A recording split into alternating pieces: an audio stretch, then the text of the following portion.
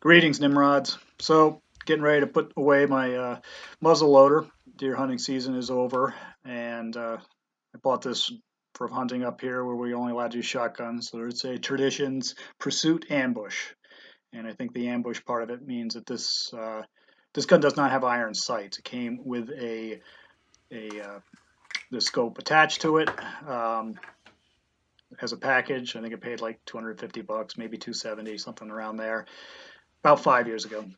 And I like it. Not crazy about the plastic stock. I'm not really a plastic gun guy. Um, Barrel's pretty heavy. Of course, it's meant to be a stand gun, not a still hunting gun. Of course, all I've ever done with it is still hunt. Um, it's got the nice breech plug here that comes out pretty easily. You do have to use the tool to get it out, but I'm just got it finger tight for now. So there's that tool, and that works well. Good for cleaning. I definitely push out the load every time when I come back from hunting, and I'll tell you why in a little bit. Got a nice offset spur on the hammer that works well. I really like that. Something I don't like about it is the trigger group is plastic. What you see of it is plastic. The little button you use for opening the action is plastic. The safety works well enough. You have to take the safety off to pull the hammer back. With the safety back on, you can't pull the trigger. But one problem I do have with this gun is that the firing pin gets stuck in the hole coming out, and I believe that's because you can't really clean in there because you can't take it apart. So you really got to work that clean, and I am very careful after firing this gun to make sure it has sprung back, and it usually does, but I noticed in dry fire condition it does not, so you just be aware of that. So this came again with this scope attached. Um, I have nicer scopes, but they cost more than the whole gun package, and so this is 5 years, and I hunt in the rain and snow and all that, and it still works fine. So this gun is accurate. That's the biggest positive of this thing. It easily shoots under 3-inch groups at 100 yards. I mean, I've definitely shot groups that are under an inch with it, but not often. And that may just be me. Every deer I've shot at with this gun, which has only been two, um, both expired rapidly. So it works well.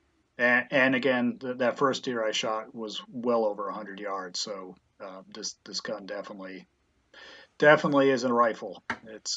And it uses these sabots, which are the same caliber as my Nimrod's new favorite rifle, his Model 94 Marlin there. Of course, I use the 777 in it. I do not use real black powder. This still leaves a lot of smoke hanging in the air and still makes a mess of your bore. So we're looking at that bullet protruding out of the sabot in the barrel with a bore scope here.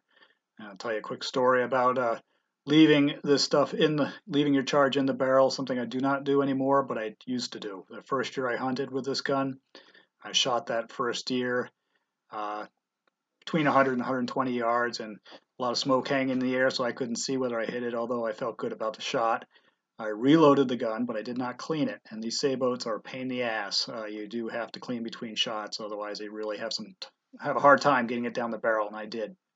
So I went out and I found my deer, and I was happy that I had shot it, and I went home and put the gun in the safe and did not take the charge out of the bore. And about 2 months later, I decided, I'm going to go to the range and I'm going to recreate that shot because I shot that deer offhand, and I was pretty excited about that. So I tried to shoot offhand at a target at 100 yards with that load that I had put in there 2 months earlier, and that was not a good idea leaving that in there because if I wasn't wearing safety glasses, I would have gotten a black eye. I've never had a gun kick like that.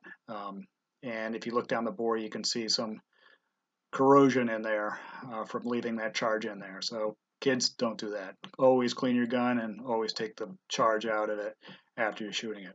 So, hope you like this video. Make sure you like it, share it, and subscribe. Remember, Nimrod wants you to subscribe. Happy hunting, Nimrods.